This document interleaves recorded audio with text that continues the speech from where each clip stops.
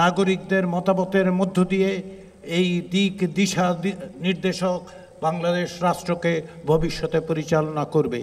আমরা যে দীর্ঘ পথ 1971 সালের মুক্তিযুদ্ধ পরবর্তী সময়ের সূচনা হয়েছে, তারই একটি পর্যায়ে এটি। 2024 সালের জুলাই আগস্টের যে গণ অভ্যুত্থান,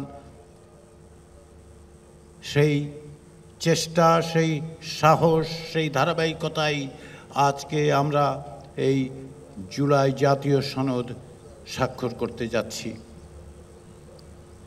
আমাদের যে স্বপ্ন, বাংলাদেশের মানুষের যে আকাঙ্ক্ষা, তাকে ধারণ করে তাকে অগ্রসর করে নিয়ে যাওয়ার জন্য, সকলের জন্য একটি বৈষম্যহীন রাষ্ট্র প্রতিষ্ঠার যে চেষ্টা, তাতে একটি দিক নির্দেশনা দেওয়ার জন্যই বাংলাদেশের রাজনৈতিক দলগুলো প্রায় 1 বছর ধরে পারস্পরিক আলাপ আলোচনার মধ্য দিয়ে এই জাতীয় সনদে উপনীত হয়েছেন।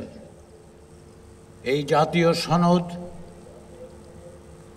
কেবলমাত্র রাজনৈতিক দলগুলোর মধ্যে সম্পাদিত চুক্তি নয়, এ হচ্ছে নাগরিকের সঙ্গে রাজনৈতিক দলগুলোর এবং রাষ্ট্রের একটি সামাজিক চুক্তি।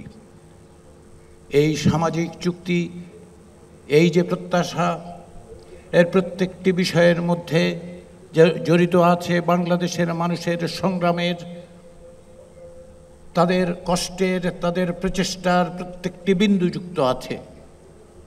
আমরা আশা করি এই যে জাতীয় দলিল তৈরি হয়েছে, তার বাস্তবায়ন ঘটবে, দ্রুততার সাথে বাস্তবায়ন ঘটবে। নাগরিকদের মতামতের মধ্য দিয়ে এই দিক দিশা নির্দেশক বাংলাদেশ রাষ্ট্রকে ভবিষ্যতে পরিচালনা করবে। কিন্তু আমাদের অনেকটা পথ যেতে হবে। আমাদের মতের পার্থক্য থাকবে। রাজনীতিতে মত পার্থক্য না থাকলে তা গণতান্ত্রিক হয় না। মতের পার্থক্য থাকবে, পথের পার্থক্য থাকবে, কিন্তু এক জায়গায় ঐক্যবদ্ধ হতে হবে। বহু স্রোত যেন মোহনায় এসে মেলে, যেন আমরা বলতে পারি যে আমাদের অনেক স্রোত, কিন্তু মোহনা একটি, সেটি হচ্ছে একটি গণতান্ত্রিক বাংলাদেশ তৈরি করা। আমাদের বহু স্রোত, আমরা সকলে এক জায়গায় যে আমরা যে কোনো ধরনের স্বৈরতন্ত্রের বিরুদ্ধে ঐক্যবদ্ধভাবে সবাই দাঁড়িয়ে থাকব। সেই স্বপ্ন, সেই প্রত্যাশা, সেই চেষ্টার স্মারক যতটুকু আমরা অর্জন করেছি, এটি প্রথম পদক্ষেপ। যে ধারাবাহিকতা, তার একটি মোড় ফেরানো মুহূর্ত মাত্র, আমাদের অনেকটা পথ যেতে হবে।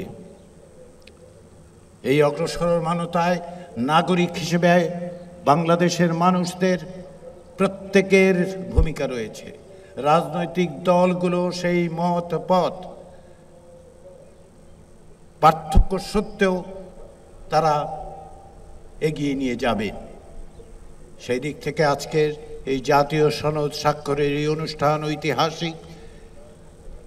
আমরা যে দীর্ঘ পথ 1971 সালের মুক্তিযুদ্ধ পরবর্তী সময়ের সূচনা হয়েছে, তারই একটি পর্যায়ে এটি।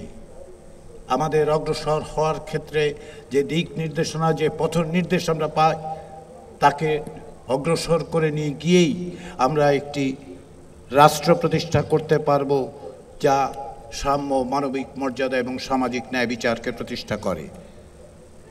সেই প্রচেষ্টায় আমরা সকলে এক, আমরা সকলেই ঐক্যবদ্ধ। কেননা সেখানে আমি, আপনি, তুমি, সে, এইভাবে আমরা বিভক্ত নই। আমরা সকলে এক। সেই প্রচেষ্টা, সেই সংগ্রাম, সেই প্রয়াস, সেই পথযাত্রা অব্যাহত থাকবে।